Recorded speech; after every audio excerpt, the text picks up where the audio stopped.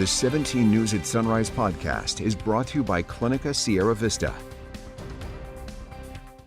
Welcome back to the 17 News at Sunrise podcast, where we share your news on your schedule. Working in the spirit of the Golden Empire, this is 17 News at Sunrise. Good morning here at 5 a.m. Good to have you with us. I'm Maddie Jansen alongside Alex Fisher. Well, yesterday we definitely felt that warm up in temperatures from where we were over the weekend. Yeah, it was quite nice over the weekend. Yesterday it felt a little bit like a warm up is on the way. Sure enough, it is on the way, like Kevin's been talking about. And he joins us now with a look at our forecast. Kev? And we also saw a little bit more blue sky here, at least in the valley, and that should be the case today. But I did want to touch on our fires around California, and I want to show you the acres burned. And this is pretty dramatic here when I show you these numbers. So for fire season, yes, this fire season, 1.5 million acres have burned around the state of California. And last year, 1.1 million acres burned. So when we talk about the math and we look at the difference, this year, we have 460,000 more acres that have burned around California. So you can see it has been a very busy wildfire season, and a majority of this coming from the Dixie Fire. We begin this morning with day 7 of the French Fire. Fire crews made slight progress yesterday, but with winds expected to move northeast, the fight to protect lives and homes is far from over. Here are your 5 a.m. headlines. The fire has now burned more than 15,000 acres and destroyed 17 buildings, 9 of them homes. It started Wednesday afternoon in the area of Sawmill and Waggy Flat roads. The fire is now 15% contained. The cause of the fire remains unknown, with at least 5 investigators looking into it. And here's a look at the latest evacuations from the Kern County Fire Department. Mandatory evacuation orders now encompass the area of Keysville, Dutch Flat, Isabella Highlands, Wofford Heights, and Alta Sierra. There are 2 evacuation centers for those who have to leave their homes: Woodrow Wallace Elementary School and Kern Valley High, both in Lake Isabella. There you can get shelter, meals, support information, and more. Highway 155 is closed from Glenville to 2 miles east of Alta Sierra due to the fire. Road closures in the area also include Nellie Dent Drive to Highway 155, Old State Road to 1.5 miles west of Highway 155, and Sawmill Road at Highway 155. And as mentioned, fire crews today are preparing for winds to push the fire northeast towards Shirley Meadows and Alta Sierra. 17's Marco Torres has more from the Kern River Valley. I'm here at the edge of the French Fire in Alta Sierra. Just burning behind me is a spot fire that's just north of the main body of the French Fire. The fire here is being connected to the main body of the French Fire for the protection of fire crews, and so that the crews can then watch over the new perimeter of the growing blaze. Up in the Alta Sierra and Shirley Meadows area, as the spot fire up here, we're bringing it together. The fire is expected to go north and northeast towards Shirley Meadows and Alta Sierra, following a predicted wind shift coming from the west. The fire is expected to head towards this spot fire. The fire force is already in operation to connect the fires. The blaze from this spot fire is traveling alongside the road from Alta Sierra Ski Resort down towards the valley. The firefighter crews have been working to keep the fire from the valley and have been bombarding the north and northeast point of the French Fire with consistent aerial strikes. Right now we have an uncontrolled edge here, and it would be unsafe to put firefighters out here between this fire and that fire, for exposure for obvious reasons. You've got fuel between the fire and the firefighters. So as we bring these things together, we can bring folks down and start getting around. The American Red Cross has expanded its evacuation center to include parts of Kern Valley High School. The center at the adjacent Woodrow Wallace School reached its 30-person max capacity, requiring the expansion.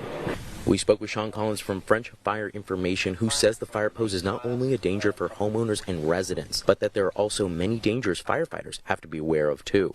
One of those biggest dangers? Trees. You can hear that cracking, that popping.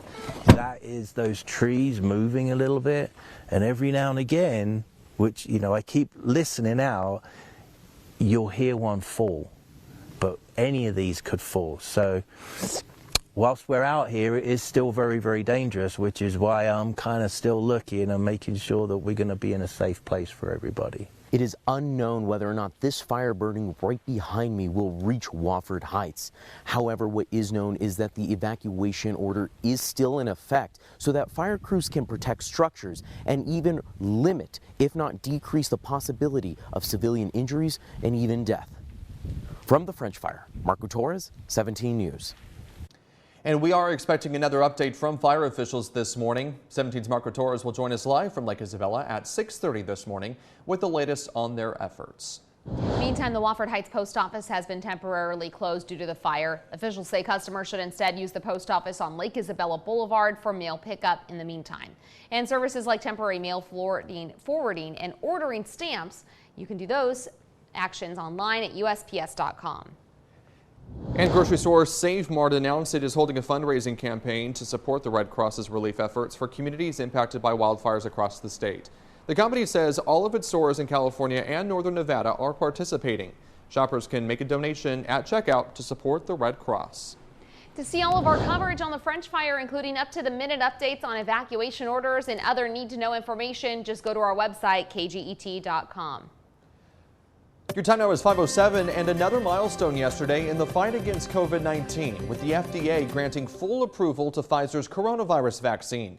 The hope now is that Americans who have been waiting for a full FDA sign-off will have the reason they need to roll up their sleeves. But the news is also strengthening the hands of companies and institutions that are moving to require workers and students to be fully vaccinated. Miguel Almaguer has more. Expected but still historic.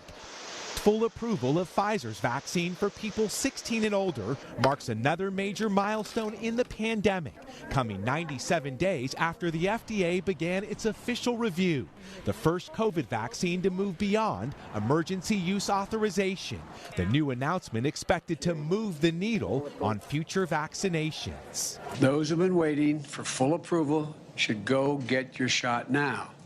The vaccination is free, it's easy, it's safe, and it's effective. You're just going to feel a little pinch, okay? Immediately following FDA approval, a wave of public, private, and government employers announced they will now require staff to be vaccinated. Among them, the Pentagon, affecting 1.4 million active duty troops, with many more expected to follow suit. New York City's Department of Education says all 148,000 educators and staff will need to be at least partially vaccinated by the end of next month.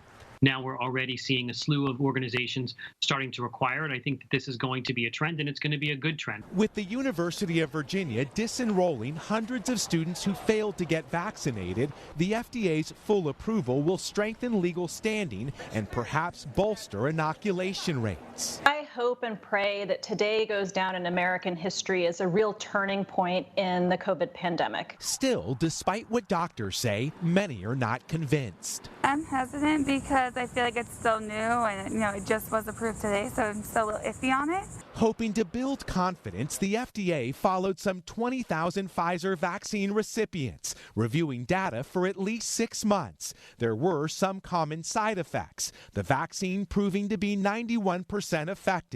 The FDA review process taking less than half the normal amount of time. I think if you go through all of the information that was posted summarizing what FDA did, you'll see that there were no corners cut. Full approval for those who may not be fully confident. That was NBC's Miguel Almaguer reporting. Meantime, Kern Public Health reported 1,149 new coronavirus cases and 3 new deaths yesterday. That brings the death toll since the start of the pandemic to 1,448. Updates aren't provided over the weekend, so this is the first time we're seeing new numbers since Friday, when 431 cases were announced. The search continues for remains in the wake of historic flooding in Tennessee. At least 22 people are now confirmed dead, with fewer than 10 still missing. The flooding first hit the town of Waverly on Saturday, but the extent of the destruction is still becoming clear as crews work to clean up. A curfew for the town remains in effect, and public safety officials are asking for people to limit their movements to essential travel only. A new flame has been lit in Tokyo, but this time for the Paralympic Games. After being delayed a year due to the pandemic, the 2020 Tokyo Paralympics kicked off this morning. The athletes will be competing in 539 events across 22 sports, with badminton and taekwondo making their debut. You can watch the games right here on TV 17. Coming up at 6, we'll talk with the president of the Kern Athletic Fencing Foundation about some adaptive sports here in Bakersfield. Recapping our top stories this Tuesday, fire crews made slight progress on the French fire yesterday. The fires now burned more than 15,000 acres and destroyed 17 buildings, 9 of them homes. It's now 15% contained. The cause of the fire remains unknown. Immediately following FDA approval of Pfizer's coronavirus vaccine, a wave of public, private, and government employers announced they will now require staff to be vaccinated, among them the Pentagon and New York City's Department of Education. The move makes Pfizer's COVID vaccine the first to move beyond emergency use authorization. After being delayed a year due to the pandemic, the 2020 Tokyo Paralympics kicked off this morning. Athletes will be competing in 539 events across 22 sports, with badminton and taekwondo making their debut. You can watch the games right here on TV 17. 5:34 is your time now, and today is a pivotal day in the ongoing evacuation in Afghanistan. Military advisors say the president will have to make a decision in the next 24 hours about whether to extend his end-of-the-month deadline for getting troops and stranded American diplomats and staff completely out of the region. Jay Gray is on Capitol Hill this morning with a look.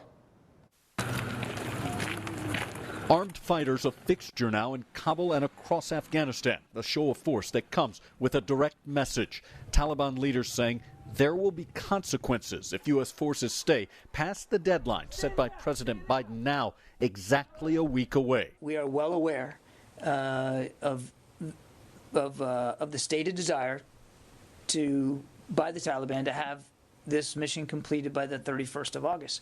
I would tell you that we too are still planning on completing it by the 31st of August. Evacuations have intensified. 37,000 airlifted out in just over a week, including more than 10,000 in one 24-hour period. As the rush to get out continues. The implementation of this policy has been a disaster. The House Intelligence Committee is taking its first in-depth look at the situation. There were any number of warnings that the Taliban might take over, and some that included the potential of a very rapid takeover. President Biden has said the chaos was inevitable and continues to defend his plan to withdraw U.S. troops. I think that history is going to record this was the logical, rational, and right decision to make. The pressing decision for the president now, whether or not to push back his deadline for getting troops and thousands of stranded Americans out of Afghanistan. Later this morning, President Biden will meet virtually with G7 leaders talking about the withdrawal. Many expected to urge him to extend the deadline. In Washington, Jay Gray, 17 News. Bakersfield Congressman and House Minority Leader Kevin McCarthy is expected to speak today about the situation in Afghanistan. He'll be joined by Republican members who have served in Afghanistan around 8:45 this morning. McCarthy has been outspoken about Biden's handling of the crisis, calling it an embarrassment that will reverberate for decades. We'll have more on his response at 17 News at noon. Now to one of our signature issues here at KGET, pedestrian safety. Police say a person was seriously hurt after being hit by a car last night. It happened just after 11:30 p.m. at the intersection of Oak Street and 24th. According to BPD, the pedestrian was taken to Kern Medical for major injuries. Police say the driver remained on scene and cooperated with the investigation, and it appears alcohol and speed did not play a role in the crash. The investigation's ongoing. And a man's dead after he was hit by a car in Oildale. This happened just before 9 o'clock Friday night near the corner of Airport and Olive Drives. The California Highway Patrol says the man was crouched down in the road when he was hit, and he died at the scene. CHP says the driver will not face charges. A driver is in the hospital this morning after plunging down the Panorama Bluffs yesterday afternoon. The driver was going down Panorama Drive near Loma Linda Drive. That's when the car went down the bluffs and overturned. Firefighters say the driver was the only person in the pickup, and they were seriously hurt. 17 Crime Watch now. A homicide investigation is underway following the discovery of a body at a park in Arvin. Officers were called around 7 a.m. Friday to DeGiorgio Park to report of a man on the ground with blood around him. Police say the man had injuries to his upper body. Anyone with information about this case is asked to call the Arvin Police Department at 854-5583 or the anonymous tip line at 606-6064. From our 17 follow-up file, today county supervisors will revisit Raceway 2.0, a 1,200-acre solar project farm near Rosemond. You may remember when the board delayed a vote on the proposal last month to extend discussions on the environmental impacts of the project. It all comes as the battle over energy intensifies between Kern County leaders and Governor Gavin Newsom. Last month, the Newsom administration denied 21 new permits for fracking operations in Kern oil fields. Following Newsom's decision, State Senator Shannon Grove answered with her own proposal, sending supervisors a letter strongly urging them to consider a moratorium on any new large-scale solar power projects in Kern County. The board is set to take up the project today at 9 a.m. 5:38 is your time now. Looking ahead to this weekend, Portrait of a Warrior Gallery is partnering with Houchin Blood Bank for a mobile blood drive in downtown Bakersfield. It's happening Saturday from 8 a.m. to 1 p.m. at 1925 I Street. Donors are encouraged to schedule an appointment beforehand, but walk-ups will also be accepted. Every donor will also be entered into a drawing for a new Chevrolet Trailblazer. You can make an appointment online at hcbb.com. Tomorrow, KGET is teaming up with the Blessing Quarter Ministries. The church has until the end of the month to raise enough money to stay in its current location. Tomorrow, the Blessing Corner will be offering $30 and $50 platters that serve 1 to 2 people, complete with barbecue, ribs, hot links, side dishes, and their famous lemon cake. It's happening at their location on Union Avenue from 10 a.m. till 6 p.m. To place a pre-order, you can call 861-0349. Welcome back. Your time now is 5:50, and police reform is coming to the Bakersfield Police Department over the course of the next couple of years. In a joint news conference yesterday morning, the California Department of Justice said the BPD has resolved allegations related to unjust policing on communities of color, which triggered a Justice Department probe back in 2016. 17's Christian Galeno has more. No justice, no peace. We believe the state's concerns are unfounded. But today was not about that. It was about looking forward. It's about reassuring our community and finding and moving forward in a positive way. Community concerns and complaints led the Bakersfield Police Department to take a good look in the mirror. We've heard them in Bakersfield. The community spoke out about a number of practices, including concerns around excessive force and other serious misconduct. When communities speak out about injustice, it's our job as leaders not just listen, we must take action to correct it. We're going to engage the community to identify those long-term chronic issues that are facing our community. A 5-year plan overseen by a court and an independent monitor will keep an eye on BPD, ensuring the revision and review of practices, policies, and procedures. But what I would tell you is, though, that the concerns of our community, we want to meet them. We understand that we need to be accessible and that we need to engage. The announcement of the joint effort comes days after a report by the ACLU found little to no progress on the allegations against the BPD. Chief Terry disputes the report.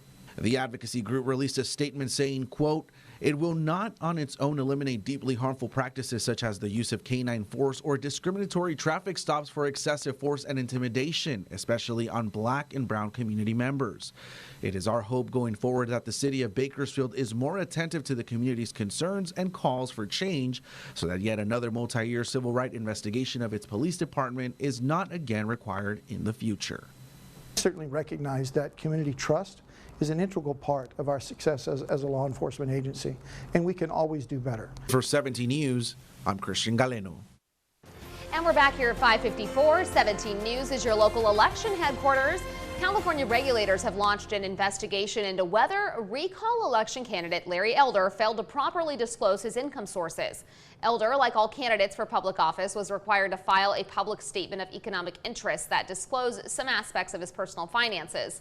The document is supposed to show the public whether a candidate for office would have conflicts of interest in his or her decisions. Elder's initial filing was only 2 pages long and only showed income from a company he owned. The Elder campaign made corrections and called the omission a simple mistake. Meantime, we're following up with elections officials after some voters have reached out with concerns over holes in some recall ballot envelopes mailed out recently. Those holes can be found on envelopes depending on the county. Some can expose a voter's answer to one of the questions on the ballot. 17's Ashley Zavala explains.